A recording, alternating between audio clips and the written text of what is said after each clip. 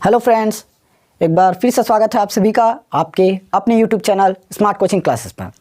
इसके पहले वाले वीडियो में हम लोगों ने क्लास 10th साइंस का जो चैप्टर है प्रकाश का परावर्तन और अपवर्तन, चैप्टर नंबर 10 प्रकाश का परावर्तन और अपवर्तन, कहाँ तक पढ़े थे इसको।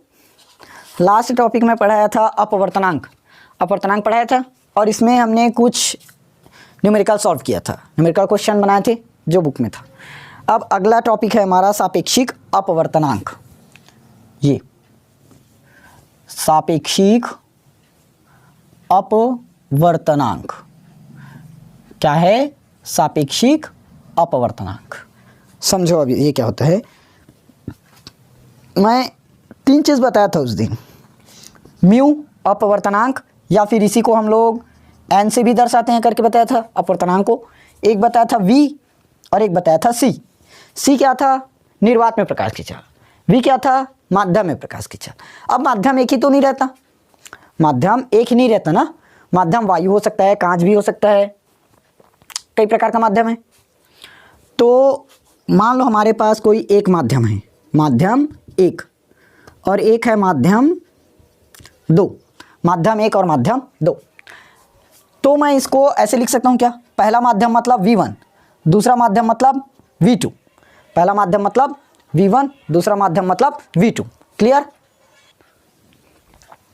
देखो यहाँ से समझ में आया। यदि माध्यम एक है तो हम उसको क्या लिख सकते हैं? V1, क्योंकि V क्या है हमारा? माध्यम का मतलब माध्यम में प्रकाश की चाल है। तो माध्यम में प्रकाश की चाल, तो पहले माध्यम में प्रकाश की चाल को मैं V1 लिख सकता हूँ, क्योंकि V क्या है? माध्यम में प्रकाश की चाल। एक आ गया मतलब पहले माध्यम में प्रकाश की चाल, दो आ गया मतलब दूसरे माध्यम में प्रकाश की चाल। क्लियर? यदि वैसे ही मैं U1 या तो N1 कर सकते, चलो एक से ही लेते हैं, N से लेते हैं, N1। यदि N1 लिखा मतलब पहला अपवर्तनांक, N2 मतलब दूसरा अपवर्तनांक। क्लियर हुआ? और इसको आपेक्षिक अपवर्तनांक बोलते हैं ना। अब इसी पर हमारा पूरा जो डेरिवेशन है इसका वो निकलेगा। देखो कैसे निकलेगा।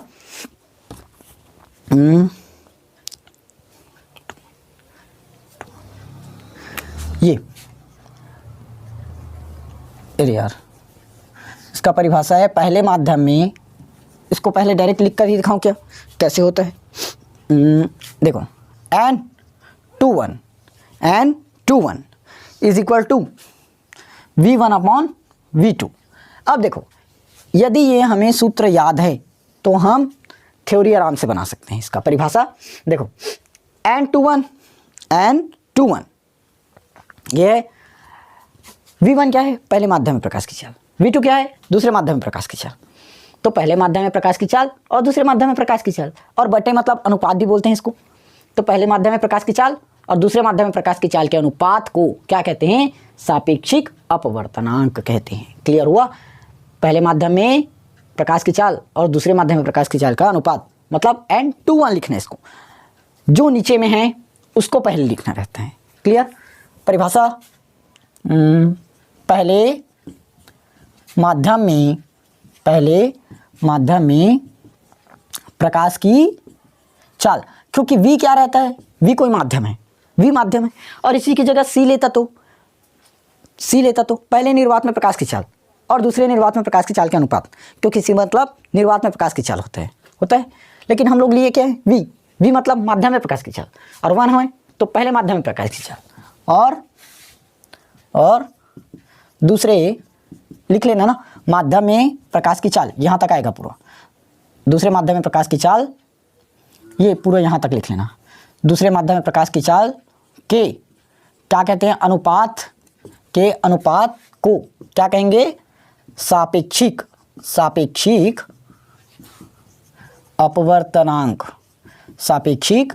अपवर्तनांक कहते हैं।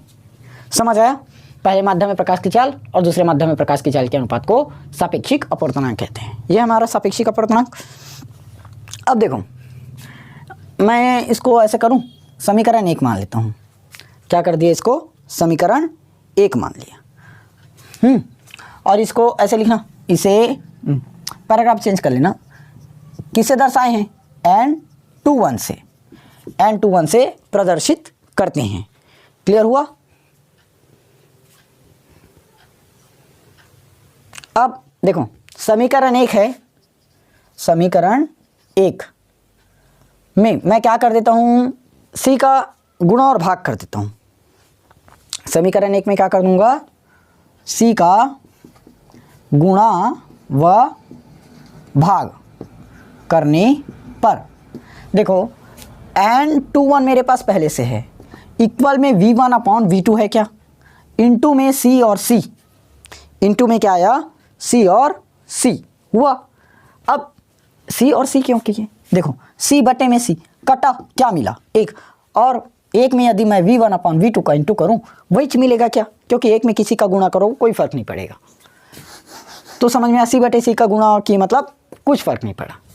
चलिए अब इसको मैं इस तरह से लिख सकता हूँ, लेकिन एक प्रकार से इसको कैसे लिख सकते हैं, देखो मैं v1 को यहीं पर रखता हूँ और इस वाले c को नीचे में लिख देता हूँ, और ऊपर c पहले से है इसको यहाँ लिख देता हूँ।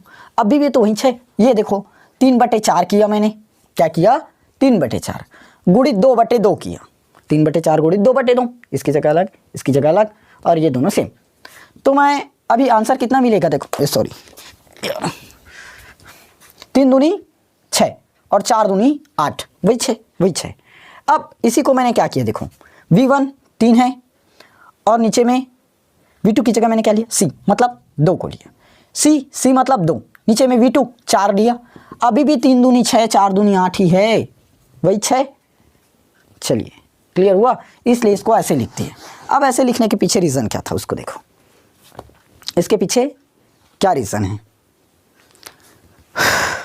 देखो। इसके पहले मैं कुछ एक डेरिवेशन पढ़ाया था अपवर्तनांक, ये यही बता दूं क्या, चूंकि अपवर्तनांक मतलब n क्या होता है, निर्वात में प्रकाश की चाल और माध्यम में प्रकाश की चाल के अनुपात को अपवर्तनांक कहते हैं। याद आया, निर्वात में प्रकाश की चाल और माध्यम में प्रकाश की चाल के अनुपात को क्या कहते हैं, अपवर्तनांक कहते हैं। क्लियर हुआ, ये पढ़ाया था जस्ट कल ही पढ़े हो ना, निर्वात में प्रकाश की चाल और माध्यम में प्रकाश की चाल के अनुपात को क्या कहते हैं, अपवर्तनांक कहते हैं। तो मैं n21, अब देखो c/v, ये c/v दिख रहा है, हाँ, और इसको एक प्रकार से और चेंज करते हैं, 1 मिनट अभी बताऊंगा। चलो ये v1/c, देखो यहाँ पर तो हम लोगों ने क्या पढ़ा, c/v पढ़ा, लेकिन यहाँ v/c दिया है, जस्ट क्या है उसका उल्टा है। तो हम लोग इसको ऐसे भी बना सकते हैं क्या, देखो n का अभी मैं n ही रखता हूँ, n का n, v/c है लेकिन यहाँ c/v है, तो हम इसको क्या करने बोल रहे हैं, c/v को v/c करो बोल रहे हैं। क्या बोले, v/c किए मतलब ऊपर और नीचे किए। तो जस्ट मैथ्स में जैसे पढ़े ना, ये अभी नीचे में क्या है 1 है, तो अब इसका ऊपर नीचे हुआ है, c/v का v/c किए, तो n/1 का क्या होगा, n/1 का 1/n बनेगा, n/1 का 1/n बनेगा। क्लियर हुआ। अब देखो उसके बाद क्या है, c/v, अभी 2 को भूल जाओ, c/v है तो c/v की जगह मैं क्या लिख सकता हूँ, n, c/v की जगह क्या लिख सकते हैं n, और v/c की जगह क्या लिख सकते हैं 1/n। क्लियर, इतना हो गया। अब यहाँ पर v/c वाले में क्या है 1 है, v/c वाले में क्या है 1, तो v/c वाले में हम क्या लगा देंगे, यहाँ 1 लगा देंगे। क्लियर, क्योंकि यहाँ पर 1 है। अब वैसे ही c/v है तो v2 में क्या है, मतलब v में 2 है, तो मैं यहाँ 2 कर देता हूँ, तो इसको भी 2 करना पड़ेगा। क्लियर हुआ। तो देखो n21 v1/c क्या निकाले 1/n1 गुणित c/v2 की जगह क्या निकाले n2 आया। इसको यहां से सॉल्व करो, n21 is equal to n2 का इंटू ऊपर में करोगे n2 आएगा और नीचे का इंटू करोगे 1 आएगा। क्या बना n2 में n1 आ गया, n2 में n1। अब इसका मतलब क्या होता है, आपेक्षिक अपवर्तनांक पढ़ाया था कल। इसका मतलब क्या होता है, आपेक्षिक अपवर्तनांक, कल ही बता दिया था। तो n/1 मतलब सापेक्षिक अपवर्तनांक बराबर निकलता क्या है, देखो दूसरे माध्यम में, क्योंकि 2 है तो दूसरे माध्यम का या दूसरे माध्यम का या दूसरे माध्यम में, नहीं दूसरे माध्यम का ही होगा, दूसरे माध्यम का। n2 मतलब अपवर्तनांक, लेकिन कौन सा अपवर्तनांक होगा, सापेक्षिक या आपेक्षिक, आपेक्षिक, क्योंकि सापेक्षिक तो हम निकाल रहे हैं। तो दूसरे माध्यम का सापेक्षिक अपवर्तनांक, दूसरे माध्यम का सापेक्षिक अपवर्तनांक बटे में पहले माध्यम का सापेक्षिक अपवर्तनांक, ये है हमारा सापेक्षिक अपवर्तनांक। चलिए पूरा क्लियर हुआ।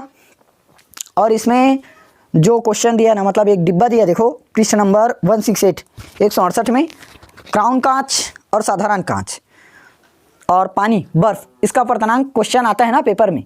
हीरा का अपवर्तनांक 2.42, फ्लिंट कांच का 1.64, क्राउन कांच का 1.52, साधारण कांच का 1.5, पानी का 1.3, बर्फ का 1.31। ये क्वेश्चन आता है एक एक नंबर में ना, पढ़ लेना। चलिए आज की क्लास यहीं पर समाप्त करते हैं। अगर वीडियो अच्छी लगी हो तो वीडियो को लाइक कर देना और चैनल को सब्सक्राइब करना।